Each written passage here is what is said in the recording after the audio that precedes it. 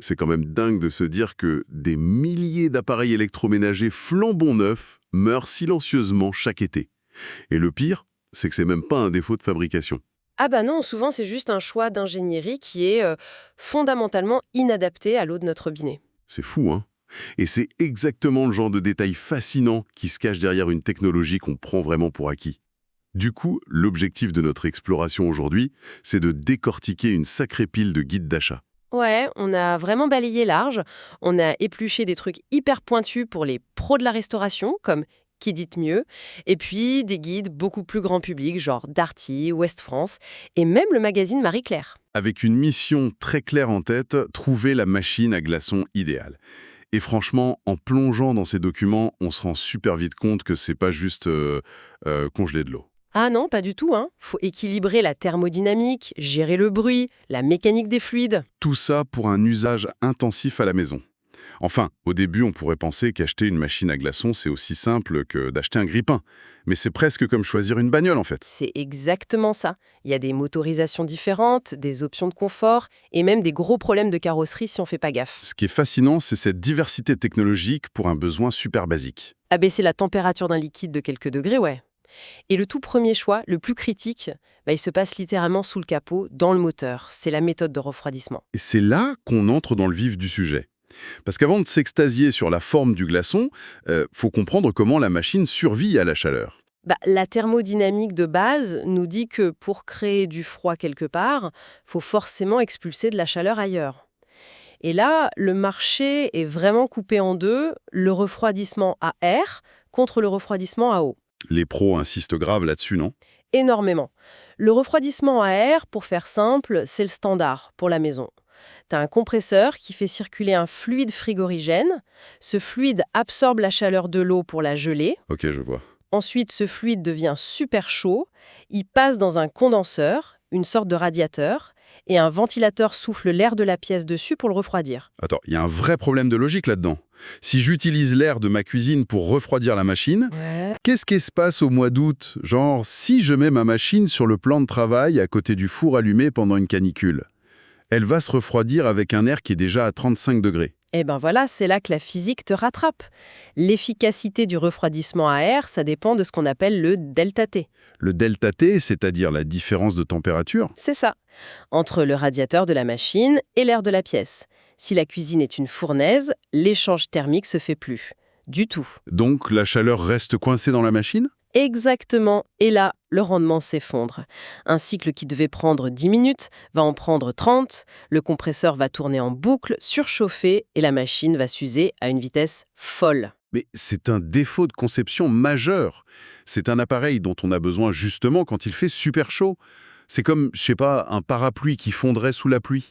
C'est le grand paradoxe des systèmes d'entrée et de milieu de gamme. C'est pour ça que tous les guides hurlent presque sur l'importance de l'emplacement. Une machine à air, elle doit respirer. Donc on l'encastre surtout pas dans un meuble fermé. Jamais.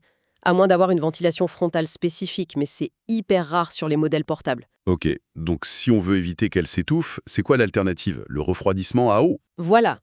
Le principe est le même, mais au lieu d'un ventilateur avec l'air de la pièce, on fait circuler de l'eau froide du réseau autour du condenseur. L'eau absorbe la chaleur de façon ultra efficace. Et ça peu importe la température de la pièce du coup. Exactement. Que ta cuisine soit à 15 degrés ou à 40, le rendement est garanti et constant. C'est génial. Mais j'imagine qu'il y a un piège, sinon tout le monde ferait ça. L'eau qui a servi à refroidir, elle va où? Directement dans les égouts. Ah oui, d'accord. Le gaspillage. C'est le point noir absolu. Ça fait une surconsommation d'eau potable énorme et en plus, ça demande de la vraie plomberie, une arrivée et une évacuation permanente. Ce qui explique pourquoi c'est réservé aux bars ou aux grosses cuisines de pros. Exactement. Pour la plupart des gens à la maison, on reste sur l'air en acceptant de la laisser respirer loin du four. Bon, une fois qu'on a géré ça, faut parler d'un autre truc qui sort de la machine.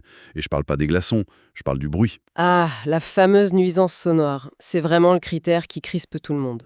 Mais pourquoi ça fait tant de bruit en fait? Les fiches techniques parlent d'une production de 10 à 15 kg de glace par 24 heures pour un modèle familial standard. C'est énorme, 15 kilos. Quidditmieux estime qu'il faut 0,15 kg par personne pour une fête, donc 15 kilos, tu abreuves 100 personnes. C'est clair. Mais cette rapidité, les premiers glaçons tombent en 6 à 15 minutes, ça a un prix mécanique, non? Un prix très lourd. La mécanique est brutale. L'eau gèle hyper vite et pour s'en débarrasser, la machine utilise une inversion temporelle de gaz. C'est quoi ça, une inversion de gaz? Elle injecte un petit coup de gaz chaud dans le moule métallique. Ça fait fondre juste la première couche microscopique du glaçon et paf, la glace se détache. Et c'est là que ça fait du bruit. C'est ça.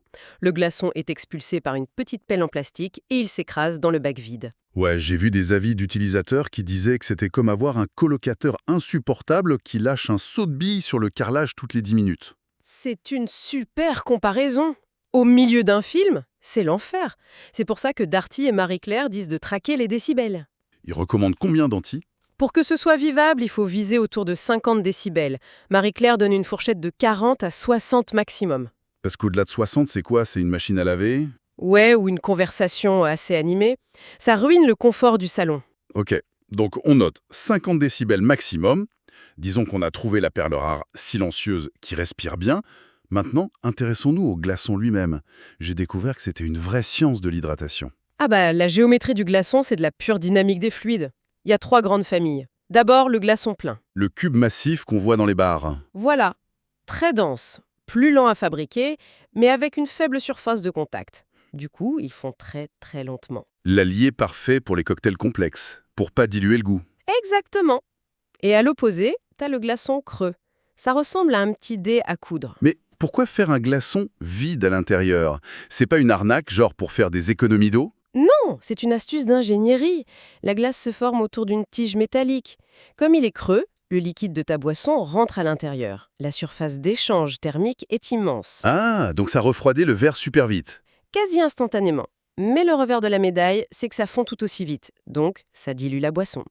Et il y a aussi la glace pilée pour les buffets ou les entorses. Mais il y a un truc dans le guide de Marie-Claire qui m'a scotché. Sur la température ambiante. Ouais. Ils disent qu'il faut adapter la taille du glaçon à la température de la pièce. Genre, des petits glaçons s'il fait moins 15 degrés, mais de très gros glaçons obligatoires si on dépasse les 30 degrés. C'est brillant parce que c'est hyper logique. Si ton salon est à 30 degrés, l'air attaque le glaçon direct. Un petit glaçon creux, il a zéro inertie thermique. Il devient de l'eau tiède en 3 minutes. Voilà. Donc en pleine canicule, il faut des glaçons massifs pour que leur inertie batte la température extérieure. C'est presque un métier de sommelier du froid en fait. Ouais. On accorde la glace au thermomètre. Et pour gérer tout ça, il faut que la machine suive. Et pour ceux qui s'y connaissent pas trop, il y a des fonctions qui ont l'air indispensables. Le recyclage de l'eau par exemple, c'est la survie absolue. Parce que les bacs de stockage sont pas réfrigérés, c'est ça. Ben non, ce sont pas des congélateurs, c'est juste isotherme. Donc la glace fond doucement.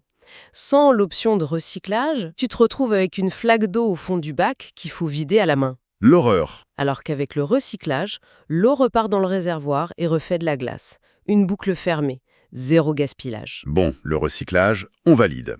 Il y a aussi les capteurs infrarouges qui arrêtent la machine quand le bac est plein pour éviter l'inondation. Mais faut qu'on aborde le sujet qui fâche, L'entretien, l'hygiène. le calcaire. En France, on a souvent une eau hyper dure. Et l'eau stagnante plus le calcaire, c'est la mort de l'électroménager. Ah ça, les sources pro comme Qui dit mieux l'expliquent super bien. C'est la cause numéro 1 des pannes. Et ça dépend directement de la façon dont la machine amène l'eau pour faire le glaçon. T'as le système par injection et le système à palette. Le système par injection, c'est quoi le souci avec le calcaire? Bah, une pompe propulse l'eau dans de minuscules gicleurs, comme des petits pchites, vers les moules en haut. Si ton eau est calcaire, les minéraux bougent ces gicleurs à une vitesse folle. Et là, c'est le drame. La pression chute, la pompe force, les glaçons sont moches, et finalement la pompe grille. Fin de l'histoire. Donc on jette la machine. C'est dingue qu'un peu de minéraux détruisent tout. Alors c'est quoi cette magie du système à palette? Là, on rentre dans la chimie moléculaire. Il n'y a pas de gicleur. T'as un petit bac d'eau avec les tiges froides au-dessus. Et des pales mécaniques, les palettes, viennent juste agiter l'eau doucement. Ça fait des petites vagues. Et en quoi faire des vagues, ça règle le problème du calcaire? C'est la physique pure. L'eau pure gèle à 0 degré. Mais les minéraux dissous, comme le calcaire, ont besoin d'une température beaucoup plus froide pour geler. Attends, je crois que je vois où tu veux en venir. En agitant l'eau, les molécules d'eau pure s'accrochent aux tiges froides. Mais le mouvement des vagues empêche le calcaire de se fixer. Les minéraux restent piégés dans l'eau liquide. Non mais c'est génial. La machine sépare l'eau pure du calcaire juste en faisant des vagues. C'est exactement ça. Le glaçon est pur, translucide, et la machine ne se bouche jamais. C'est super élégant comme ingénierie. C'est clair. Donc si on vit dans une région calcaire, on cherche la mention système à palette. Sauf si on a le courage de faire des détartrages au vinaigre blanc tous les week-ends. Voilà. Il y a aussi des fonctions d'auto-nettoyage sur les modèles récents qui aident bien pour les moisissures, mais la mécanique à palette, ça reste le bouclier ultime. Bon, on a toutes nos armes pour choisir. On cherche les palettes, le bon niveau de décibels, leur cyclage. Maintenant, la douloureuse, le budget. Ça coûte combien un système pareil? Les guides sont assez unanimes sur les tranches de prix. L'entrée de gamme, c'est entre 50 et 100 euros. C'est pas très cher. Non, mais c'est hyper basique. Ultra compact, refroidissement à air et souvent de l'injection très simple. Pas de recyclage d'eau, une seule taille de glaçon et un bruit qui dépasse allègrement les 60 décibels au démoulage. Ok, la machine de camping qui réveille tout le monde. Et la gamme au-dessus? C'est le sweet spot, entre 100 et 200 euros. Darty et Ouest France le recommandent à fond. Là, t'es sur de la machine familiale, 12 à 15 kilos par jour. Le fameux rendement dont on parlait. Oui, t'as les écrans LCD, le capteur anti-débordement, le choix des tailles et surtout le recyclage. Les marques comme Ashkoneng, Konopu ou Norsklan dominent ce secteur. Et niveau bruit, on flirte avec les 50 décibels. C'est le point d'équilibre parfait. Et si on met plus de 300 euros? Là, tu rentres chez les semi-pros, les marques comme Klarstein ou ITV. Carrosserie en inox, refroidissement à eau parfois, branchement direct sur la plomberie et bien sûr les palettes pour des glaçons parfaits. Mais c'est vraiment pour les très grandes familles ou les fans de mixologie. Donc, pour résumer, pour la plupart des gens qui nous écoutent, un budget de 150 euros, c'est idéal. Si je synthétise nos règles d'or, on prend le refroidissement à air, mais on le met dans un endroit bien ventilé. Oui, loin des sources de chaleur. On vérifie les décibels sur la fiche technique pour viser les 50. On exige le recyclage de l'eau. On cherche le système à palette si on a une eau dure. Et on accorde la taille de son glaçon à la température ambiante de son salon. C'est un résumé parfait. C'est vraiment la méthodologie d'achat ultime. Mais tu sais, en regardant tout ce déploiement technique, ça soulève un sacré paradoxe. Un truc que les guides mentionnent pas du tout, mais qui fait réfléchir. Ah! Je t'écoute. C'est quoi le paradoxe? Réfléchis à ce qu'on vient de décrire. On construit des machines avec des compresseurs gourmands, du gaz réfrigérant, des pompes motorisées. Tout ça juste pour refroidir quelques centilitres de boisson. Vu comme ça, c'est vrai que c'est beaucoup d'efforts. Et le pire, thermodynamiquement parlant, pour créer ce petit sanctuaire de froid dans ton verre, la machine extrait de la chaleur et la recrache violemment dans la pièce. Ah ouais. Donc elle augmente littéralement la température de la cuisine dans laquelle on essaye désespérément de se rafraîchir. Exactement, c'est vertigineux. On réchauffe notre propre espace de vie, avec l'impact énergétique que ça implique, juste pour avoir un verre de limonade bien froid pendant 20 minutes. Et à grande échelle, avec le réchauffement climatique qui s'accélère, c'est assez ironique. Totalement. Est-ce que ces générateurs de froid localisés vont devenir une nécessité vitale dans chaque maison pour survivre aux canicules? Ou est-ce que c'est l'apogée d'un confort un peu déraisonnable, sur lequel on va devoir s'interroger sérieusement un jour? Se rafraîchir soi-même tout en réchauffant la planète, voilà une perspective qui refroidit bien l'enthousiasme. Ou en tout cas qui donne vraiment matière à réfléchir. Une vraie question brûlante à méditer, ouais. Peut-être en sirotant un thé glacé, avec le glaçon parfaitement calibré, bien sûr. Merci de nous avoir accompagnés dans cette exploration de la technologie de nos cuisines. À très vite pour une nouvelle analyse.